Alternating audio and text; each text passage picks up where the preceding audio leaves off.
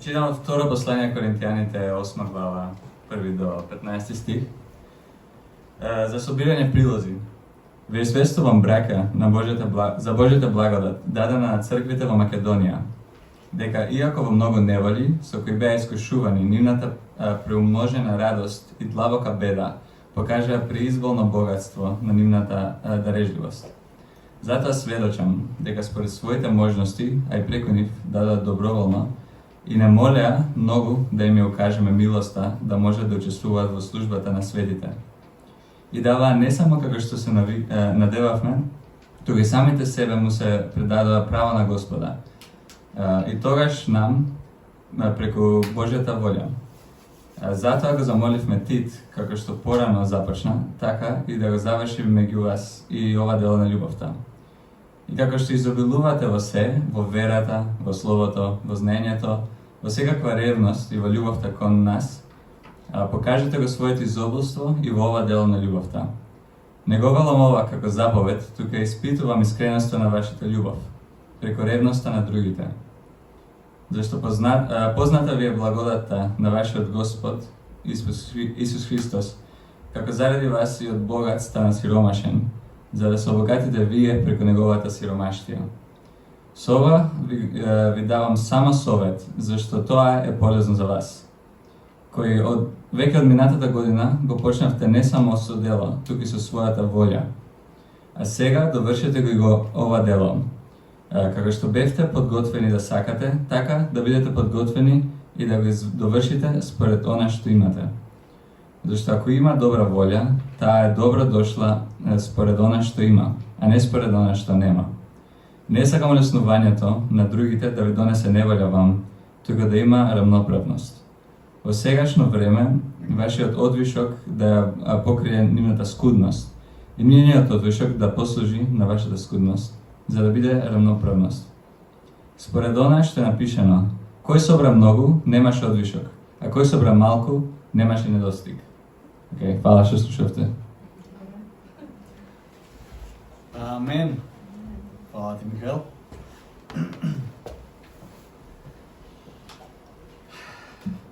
Пред да преминам на темата за денес, ја сакам на сите жени кои утре ќе го слават, тоест сите жени го слават утре, некои ќе го слават, туку сите го слават.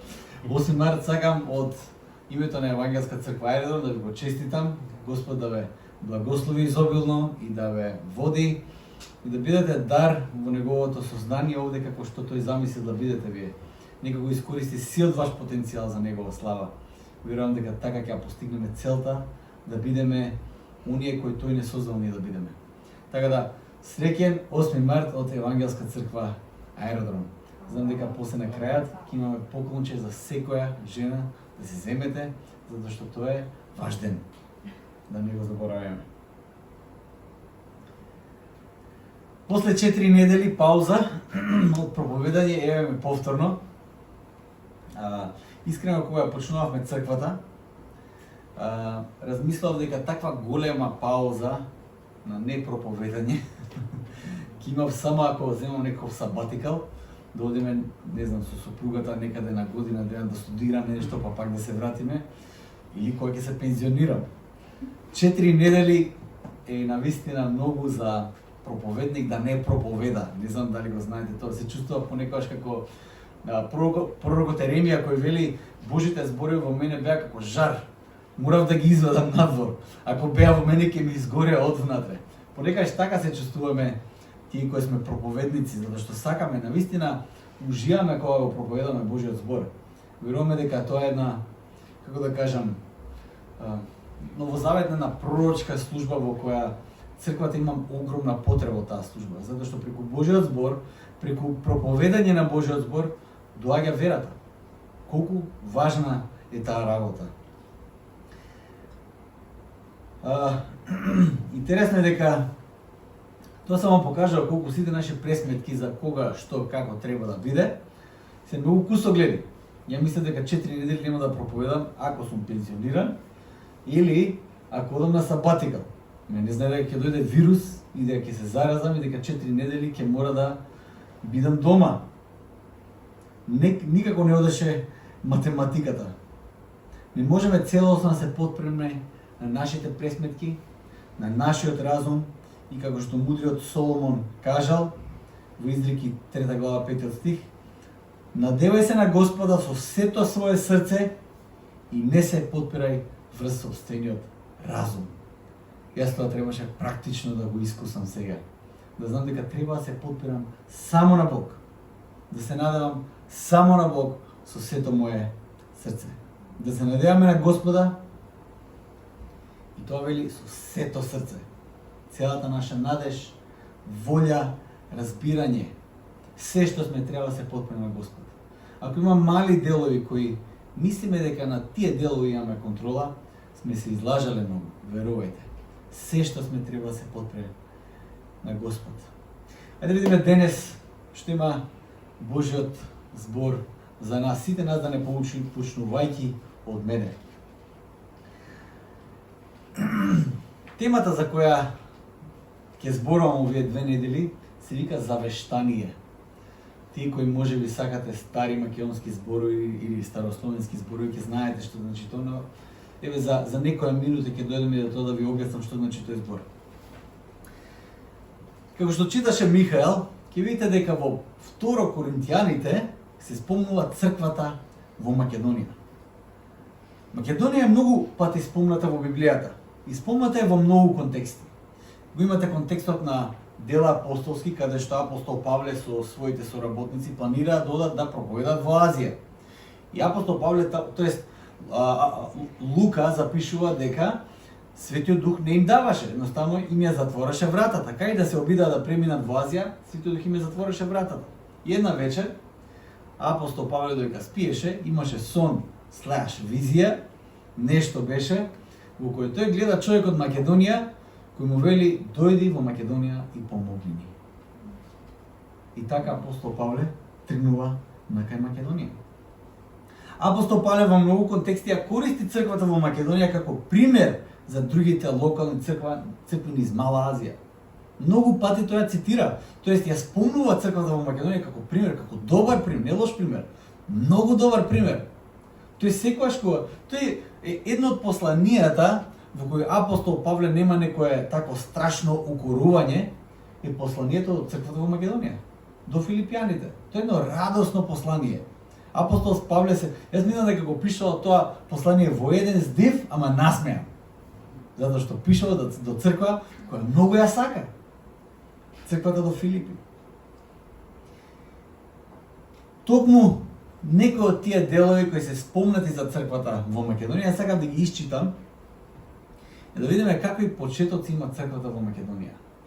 Една од тие работи во кои јас многу верувам, а тоа е континуитетот. Мора да има континуитет. Божиот збор бил посеан тука пред многу векови. Божиот збор раѓал плодови со текот на тие векови и денес ние сме во истиот континуитет. Без разлика во која форма се наоѓаме, без разлика дали тоа условно има некаков или официјално има некаков континуитет, Бог не е врзан за некакви граници и оквири кои ние ги создаваме. Божјата црква нема многу граници. Божјото семејство ги преминува сите тие граници. Тоа беше поентата на мисијата која Исус им ја дава на апостолите. Одете помеѓу сите народи. Знаете, мисијата на Стариот Завет е сите народи да дојдат во Ерусалим. Мисијата на Новиот Завет е Ерусалим да отиде во кај сите народи. Многу различна е таа мисија, ги преминува сите граници. Јас верувам дека во ова тука што се случува, во оваа црква тука има континуитет. Некаков континуитет во кој Господовото слово раѓа плодови низ вековите и ние сме ден од тие плодови. Ако може би бараме некаков континуитет или некаква поврзница со црквата во Македонија од првиот век, сметам дека треба убаво да разгледаме што е тоа што таа црква за нас го оставила како наследство, како аманет, или еве зборот кој денес сакам да го употребам, завештание. Што таа црква има оставено за нас? Завештание е многу интересен збор. На некој начин тоа е што е опишено во Библијата за црквата во Македонија, за нас останува како завештание. Не дека е условно оставено за нас, дека црквата во Македонија оставила некаков документ за нив кој денес сега ќе го читаме, но знаете, Лука, апостол Павле запишале нешто за црквата во Македонија и јас тоа ќе си го сметам како едно завештание за нас, затоа што честопати се поистоветуваме со таа црква. Црквата во Македонија.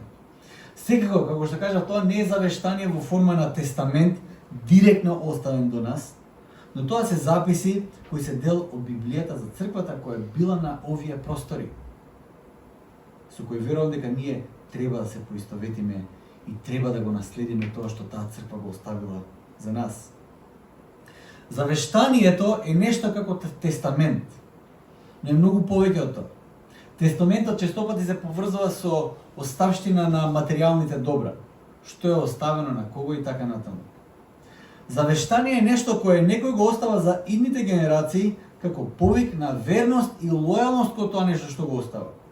Завештанието во себе го содржи значењето на аманет и тоа го содржи тој збор. Па дури понекогаш се користи тој збор наместо завет, кога некој склучува завет. Знаете, библиската дефиниција за бракот и државната дефиниција за бракот се две различни дефиниции.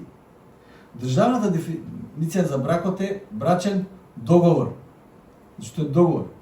Тоа може, договорот може во одреден момент да се поништи.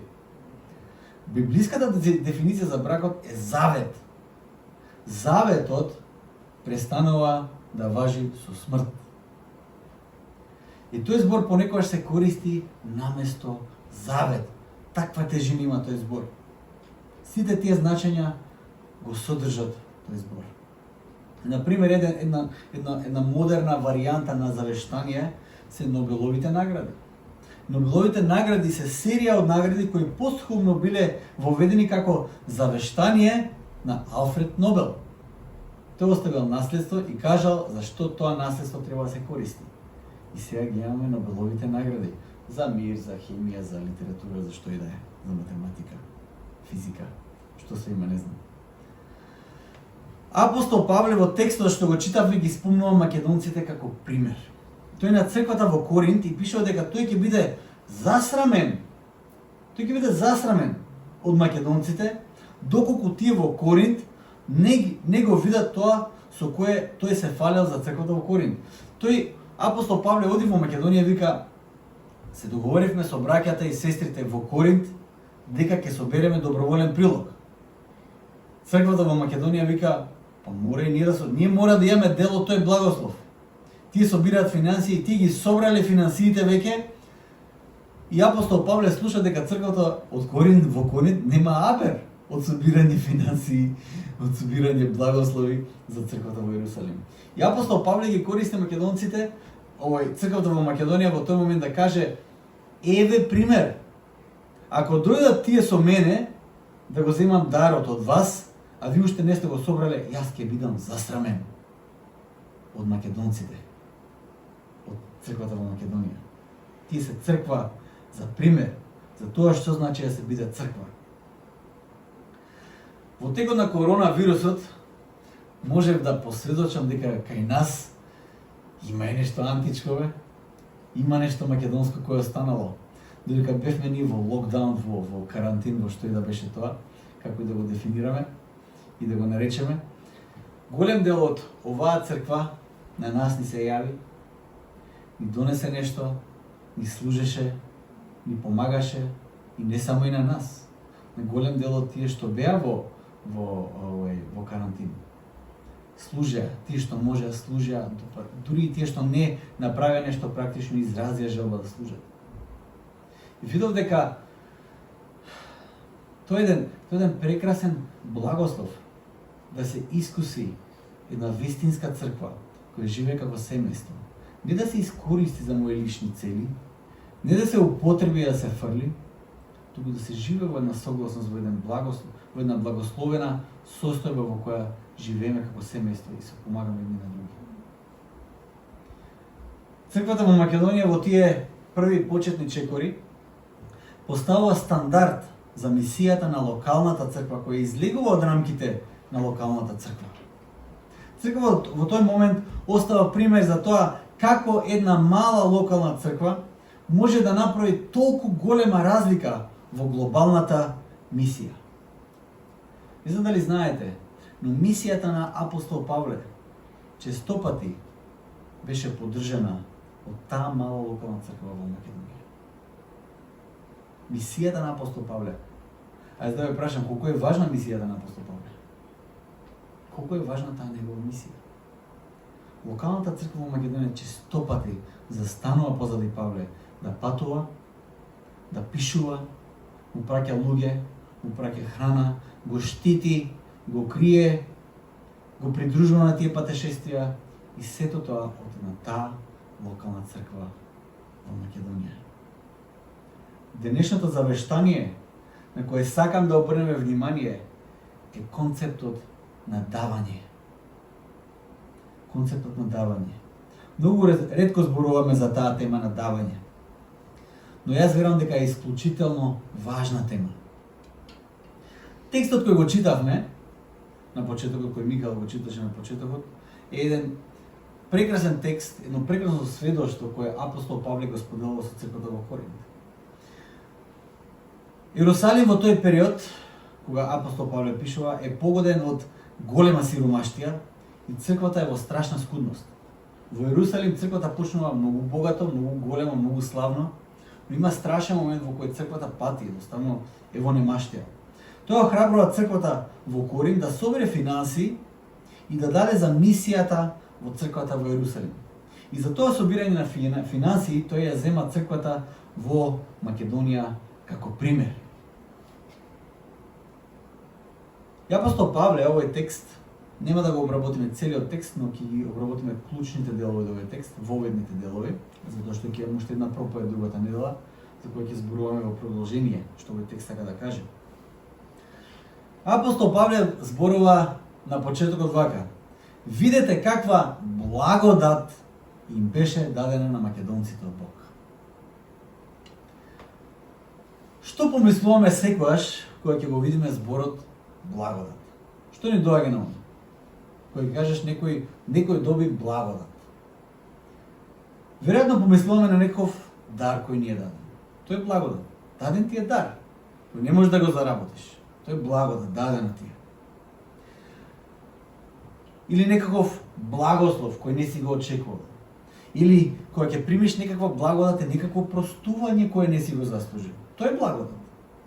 Кога апостол Павле вели по благодат сте спасени, тоа што мислите дека сме добиле нешто што не можеме да го заслужиме. Што и да правиш, не можеш да го заслужиш спасението, затоа што по благодат сме спасени. Дури што кога бевме ние грешни, Христос умре за нас. И тоа го приемаме само како дар. Значи, ние сме спасени по благодат. Кога го слушаме зборот благодат, ни доаѓаат такви дефиниции дека дадено ни е нешто кое не сме го заслужили. Зборот кој е употребен тука е зборот карис. Тој збор во себе го содржи концептот на благонаклонетост, на милост, па дури и акт на силно пријателство. Благодат. Благодат им беше дадена на македонците. А каква благодат им беше дадена на црквата во Македонија? Ајде да видиме одблиску што апостол Павле дефинира како благодат за црквата во Македонија.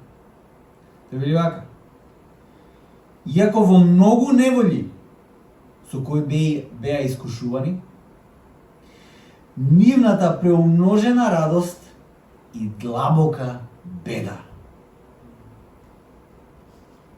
Ова беше благодатта во која се наоѓаше црквата во Македонија.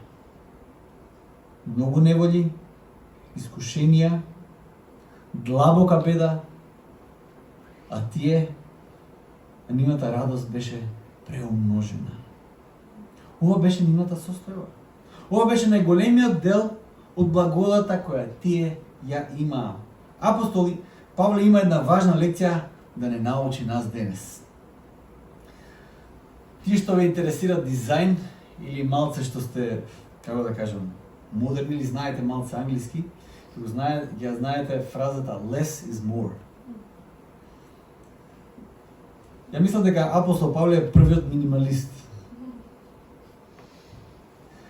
Увика црквата во Македонија беше во страшна беда, Они беа прерадосни. Колку помалку, толку подобро.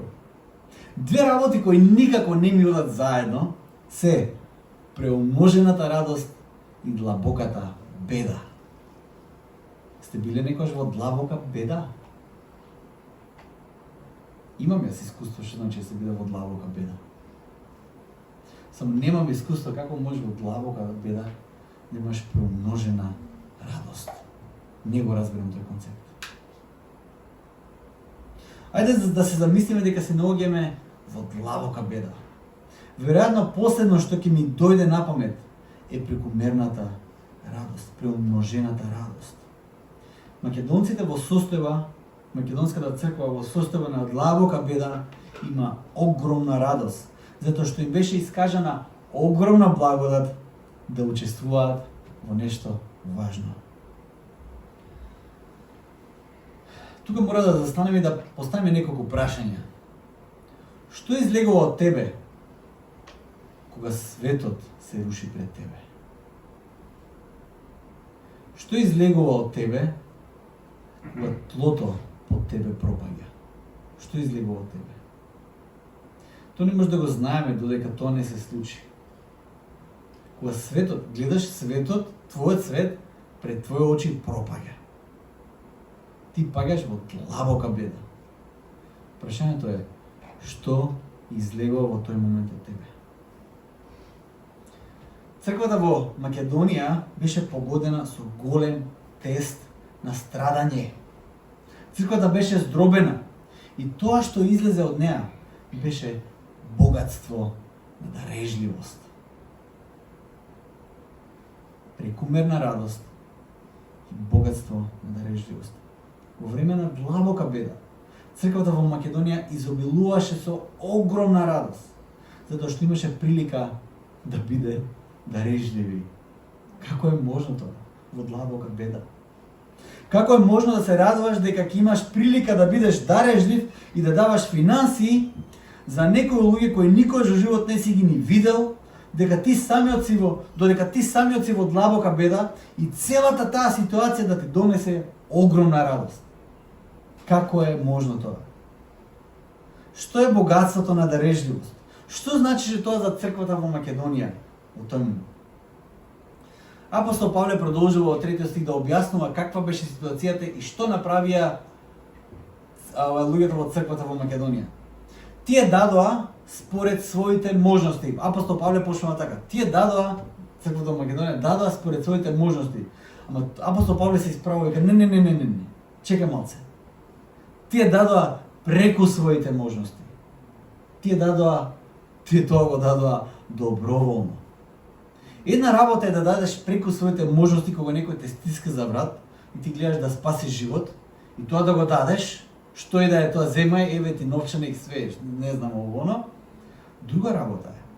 Кога ти си во длабока немаштија и ти доброволно да дадеш прекумерно, преку твоите можности.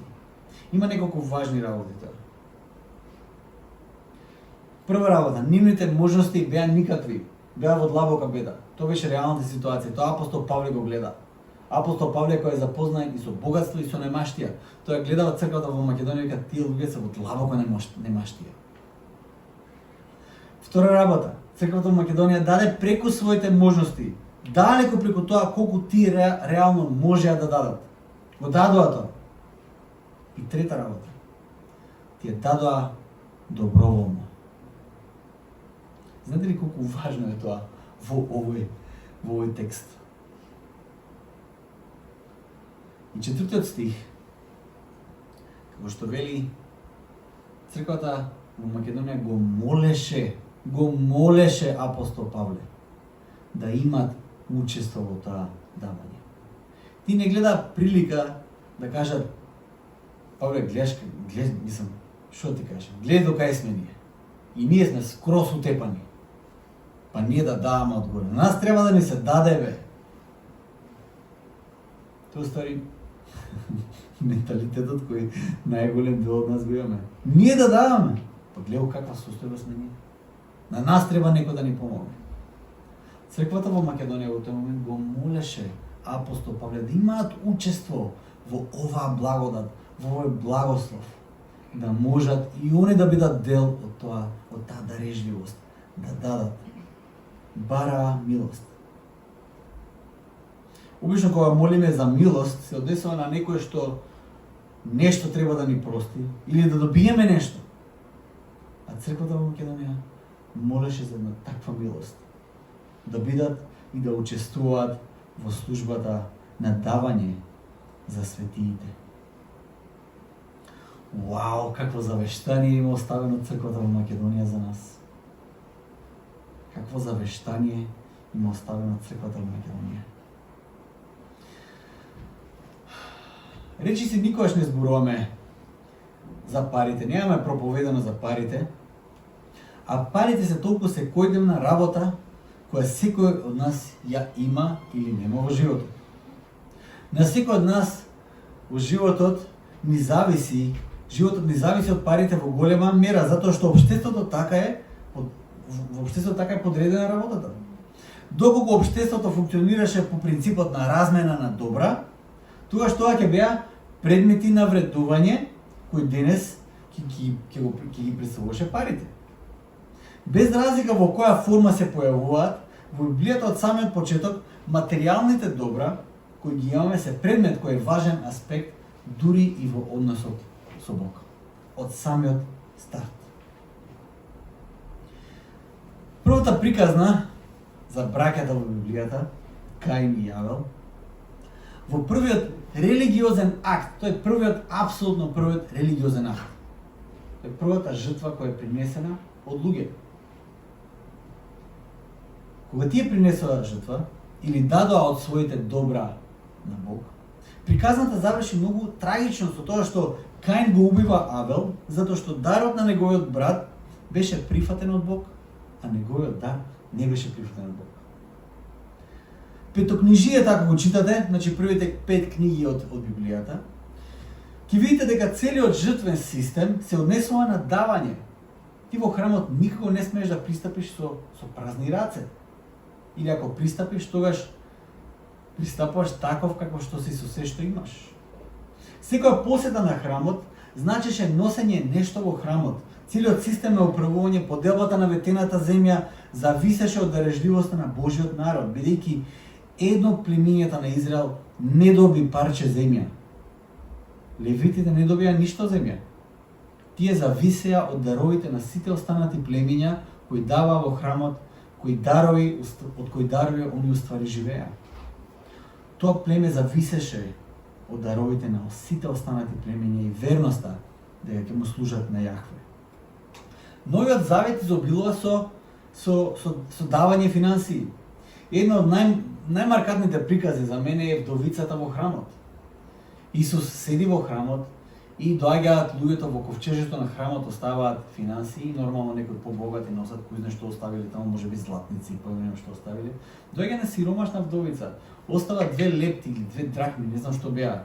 Се заборави во како пише во Новиот Завет. Таа остава, речиси ништо не остава, Исус ја гледа таа вдовица и ги учи на апостолите на една многу важна лекција. Вели ја гледате вдовицата? Таа даде најмногу од сите. Математички не точно, но од други принципи многу точно, бидејќи таа жена ги остави последните 2 парички во храмот. Последните 2. Исус вели, таа даде најмногу од сите. Исус и апостолите имаа навика да даваат финансии на сиромашни. Знаете моментот кога Јуда излезе последната вечер да го предаде Исус, останатите апостоли не знае зошто Јуда излезе. Тие знаете што помислеа? Затоа што кај Јуда беше уствари ковчежето во кое апостолите и Исус собираа финансии, тие помислеа дека Јуда излегол за да им даде некои пари на сиромашните. Тоа им беше како една пракса која тие го знаеа. Знаете, понекогаш некој кој многу добро го познаваш, понекогаш ќе излезе во одреден момент и знае зошто излегол без да ти каже, затоа што го познаваш многу добро. Во тоа се состоеше и предпоставката на апостолите дека Јуда излегува, изгледа отиде да им остави пари на сиромашните. Затоа што тие тоа постојано го правеа. Тие даваат своите финансии, жртвуваат, даваат. Жените кои го следеа Исус, Марта и Марија, кои се најпознати, тие Исус го поддржува финансиски. Тоа го пише во Библијата. Тие го следеа и тие го поддржуваа финансиски, даваа од своите финансии за мисијата која Исус имаше. Црквите во Новиот Завет даваа финансии за црквата во Јерусалим. Црквата во Македонија стоеше финансиски подиди мисијата на апостол Павле. Тој честопати се фали дека црквата во Македонија стоеше со него во неговата мисија и честопати му испраќаше финансии. Така да, парите, финансиите не се некоја табу тема сега да не ја збориме затоа што попови, джипови и слично. Има и проповедници авиони. Сега да. Секогаш има многу лоши примери за тоа. Но принципот, но тоа оствари тоа што го кажав, не сме да биде изговор за никој од нас. Никогаш не сме да биде изговор. Тој иска да кажеш не идам во црква затоа што во црквата има грешни луѓе. Ја ќе ти кажам добро утро. Од какви луѓе се составена црквата? Од праведни? Тука сме ние клуб на светци.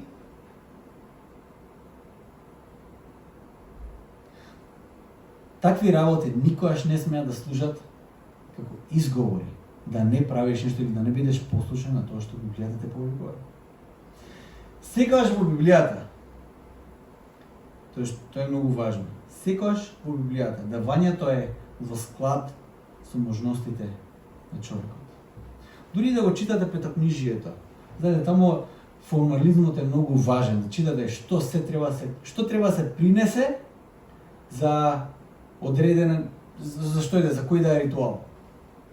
Но дури и таму има тоа, се вика, ако некој тоа го нема, тоа да принесе тоа. Но и ако тоа го нема, нека го принесе тоа. Но и тоа ако го нема, нека принесе 2 врапчиња, нешто што можеш реално у природа да го фатиш и да го принесеш како жртва, бесплатно.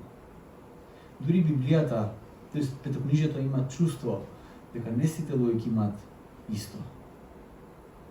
Секогаш во Библијата давањето во склад со можностите на човекот. Како што вели апостол Павле, а сега довршете го започнатото дело така како што имаше усрдност во вашето барање, така усрдно нека биде и неговото довршување според можностите, зашто ако се има усрдност, таа е мила по тоа што ја има, а не по тоа што ја нема. Ако се има желба да се даде, таа е мила желба, не се даде тоа што се нема, туку тоа што се има. Често пати ние завршуваме со некаква погрешна слика за Бог. Правиме од Бог некаков идол. Може би по навика ние сме навикнати само да примаме од Бог. Знаете, кога и да дојдеме, примаме дарови од Бог. Секогаш примаме од Бог ние. Кога и да склопите раце, да затворите очи, да се молите, секогаш примате од Бог. Кога ги отворите очите на сабајле, примате од Бог. Секој ден е дар од Бог. Понекогаш толку многу се навикнуваме да примаме од Бог, што друго нешто од Бог не ни очекуваме. Најчесто проповедаме за тоа како ние примаме од Бог простување, помирување, грижа, спасение, благодат, дарови. Најчесто зборуваме само како примаме од Бог. Можеби не размислуваме многу за давањето. Не размислуваме многу за самопредавањето. Не размислуваме многу за обожавањето. Можеби размислуваме само за примањето. Има еден пример во Библијата за тоа кој ќе учитаме треба да разбереме како не треба. Има во Библијата многу примери како треба, ама има и премногу како не треба. Израелците во пустината после секоја кривина беа инстантно спремни, во секунда спремни да го остават Јаков. Одма. Може да си кажете, добро, што има на овие луѓе, човече? Нели видува Црвеното море? Нели видува жабите, скакулците во Египет? Што се случува? Како е можно после секој кривина да кажеш, знаеш, супер беше, дај се вратиме во Египет, тука нема вода. Мана врне секоја сабајле. Луѓе, значи храна ви врне од небото. Допладне, тие мислат дека, знаеш што, нашиот Бог е оствари ова златно теле тука. Си кажеш, добро, што е работа? Мислам, дали луѓе не памтеле у тоа време, што се случува? Поентата не е до заборавањето, верувајте. Не е до тоа кој што заборави или памти. Поентата е во уверувањето кој го има, а тоа е дека Бог постои само за да ми служи на мене. Бог постои со цел на мене да ми служи. Моментот кога мислиме дека Бог не ни служи, ние сме спремни да го оставиме во секунда и си одиме и си кажеш Бог, да, готово, тоа си искористивме тоа што можевме, Бог веќе не ни треба. Тоа беше проблемот на Израел, тој е проблемот за нас и денес. Се сеќаваме дека Бог е дарежлив, но забораваме дека тој е Бог и дека ние треба да го обожаваме.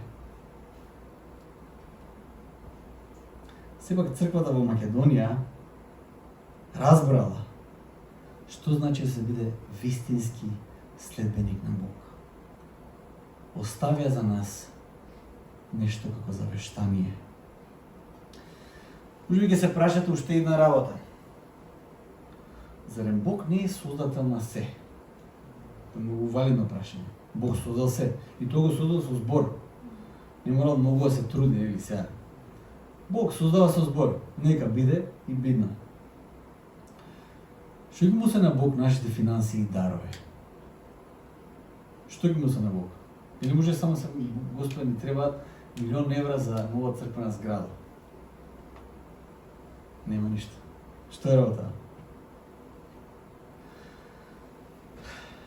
Бог не е загрижен за големината на твојот паричник, туку тој е многу загрижен за големината на твоето срце. Секогаш. Од самиот почеток гледаме дека Бог преку жртвата, преку дарот, гледа право во срцето на човекот. Од самиот почеток Господ го гледа тоа. Гледа директно во срцето на човекот, преку дарот, преку финансите, преку жртвата, преку се што носиме во неговиот дом. Директно гледа во срцето на човекот. Бог во својата работа не преобразува, кој не преобразува, користи многу ситуации и аспекти од нашиот живот. Честопати ќе ги користи финансиите. Колку сведоштво имам јас за финансиите, други мои. Се сеќавам кога студирав теологија, беше прва година, тоа беше 2006 изгледа. 2006 јануари беше. Се враќам јас од Осијек, во Струмица имавме голема младинска група, околу 3-40 млади имаше тогаш. И јас им бев како водач. И се сеќавам дека младите сакаат да купат телевизор и DVD плеер. DVD плеер, не знам дали никој дали има, ама DVD плеер имаше тогаш, тоа беа многу јаки работи. И јас им ветив на младите, додека бев уште во Осијек, во Хрватска, викам, рачунајте од мене 50 евра ви ги давам. Добро. И се враќам јас во Македонија, сплетна околност, знаете, кога си студент, не можеш многу да планираш на финансите. Може да имаш и 200 евра, може да имаш и 2 евра. Тоа е тоа. Таков е студентскиот живот. Се враќам јас во Македонија, имам само 50 евра, кои ми се многу потребни за патот назад во Осијек. Го немам пари, нема како да се вратам. Јас знам дека ако тогаш во тој момент им кажам на младите, знаете ли што се случи некој работи на вистина остана со 50 евра и ќе морам да ги искористам за пат назад во Осијек, немам други пари. Мислам дека ќе ме разбере они, нели? Во Струмица богослужбите беа подредени вака. Татко ми е пастор во две цркви во Моноспитово и во Струмица. И неднаш има две значи ствари една по друга има две богослужби, тој не може да се подели на двајца. Во секој случај богослужбата во Моноспитово во селото во црквата е во 9 часот наутро, а во Струмица во градот е во 11 часот наутро. И така да кога сум таму, кога проповедам и на двете места. И додека бев во Моноспитово во 9 часот наутро, јас на младите ги извадив тие 50 евра и им ги дадов. Еве го моето ветување за тоа што сакате да го купите. Јам, Господи, само ти можеш да се погрижиш за мене. Тоа е тоа. Одам во Струмица на богослужба, не знам дали проповедав, тогаш не се ни сеќавам. И на крајот има еден убав обичај во Струмица, проповедникот оди на крајот на црквената сала и се поздравува со сите. И јас така како што се поздравува со сите, еден човек ми стави као нешто ливче во раката, не знам ни што е тој, го стави во джебот, сега нели таму да не е пред сите во оно. И после богослужбата го вадам тоа джебот и гледам 50 евра. Тој човек ме благослови со 50 евра. Вау! Често пати Господ ќе ги користи и финансиите да го види нашето срце, нашата верност и нашата предаденост. Парите се тестот на кој Јуда падна. Парите. Тој заради пари го продаде Исус. А ние? Лесно ќе го погледнеме Јуда и ќе го осудиме неговиот акт на предателство за пари. Како можеше бе Јуда? А ние? Во колку наврати заради профит или некаква добивка на работата или некаква добивка во која друга ситуација или било каде ќе го предадеме нашето верување во трептај ока. Толку, не су христијани веќе. Ти следните 5 минути не су христијани. После 5 минути пак. Што е со нас? Каде е нашето срце? Во Евангелска црква имаме и потреби и мисија со кои вашите дарови, со вашите дарови вие служите на оваа црква. Тоест, вие сте црквата која служи со вашите дарови. Се радувам кога ќе помислам за тоа како Евангелска црква Аеродром жртвува. Сите вие заедно жртвувате. Од дарежливоста во служење преку дарежливоста во финансии, ЕЦА Аеродром служи на многу начини и на многу места. Сепак од време на време мораме да застанеме и да се подсетиме кои се нашите потреби, која е нашата мисија и да се охрабриме за оваа благодат која често ни е дадена од Бог. Благодат да учествуваме во давањето, во помагањето, во служење. Тоа е благодат од Јахве. Тоа е благодат Божја дадена. Тоа е благослов за секој ден од нас. Да можеш да послужиш, да можеш да дадеш, да можеш да жртвуваш. Секогаш кога ќе помислам на тоа дека сме во овие простори, секогаш сведочам за чудо. Тие што сме малце по-информирани внатре во црквата за финансите и како стоиме, од месец за месец е чудо што ние сме во овие простори. Ви го кажам тоа наотворено. Како е можно тоа? Или има некои спонзори? Нема сигурен спонзор. Едноставно Бог прави чуда од месец на месец. Една од нашите најголеми потреби е киријата. Одржувањето на просторот, кафето што го пиеме и сите останати елементи се дел од нашите потреби за да можеме да се собереме овде. Ова е нашата црква, ова е нашето заедништво. Сепак, мисијата на Евангелска црква Аеродром е момент во кој можам да видам дека тоа што овде се случува излегува од рамките на локалната црква. Знаете, има мисија Каирос која се вика. Една од моментално најактивните работи кои сега ги имаме се вика Кутија надеж. Тоа е мисија која произлегува директно од финансиите и жртвувањето на овие луѓе тука. Од даровите кои ви ги давате, ние можеме таа мисија и да ја водиме, да благословиме семејство со таа мисија. Мисијата на пасторот. Пасторот има и он мисија, знаете. Многу работи треба да се случат, многу луѓе треба да се посетат, многу кафиња треба да се испијат, многу разговори мора да се направат, многу служба треба да се како да кажам, едноставно еден голем сплет на случување и околности е мисијата која ја имаме.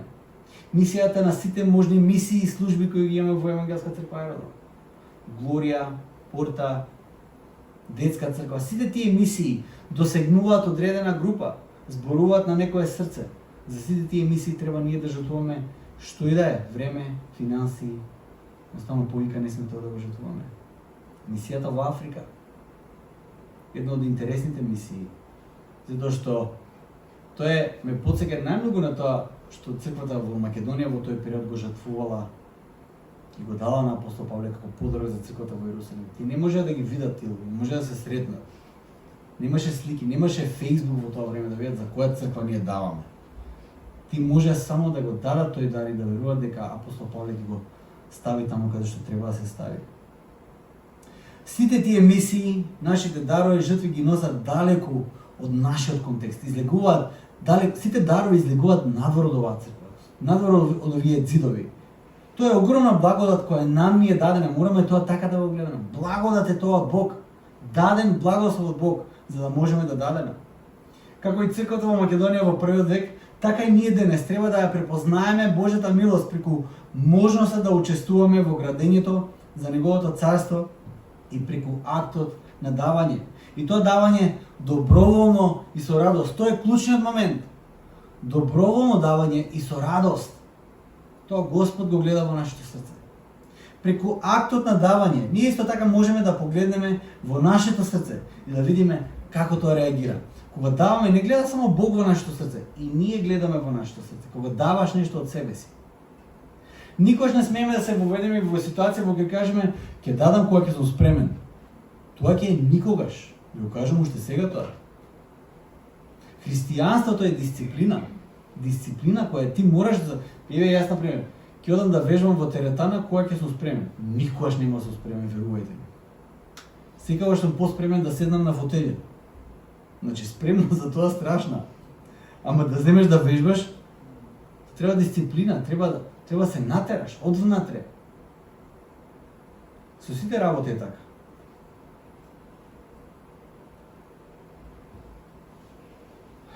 Ти не падна црквата во Македонија, не падна во замката на Израел во пустината. Тие разбраа дека Бог е дарежлив, но разбраа и дека Бог не повикува да го обожаваме и да се предадеме на Него.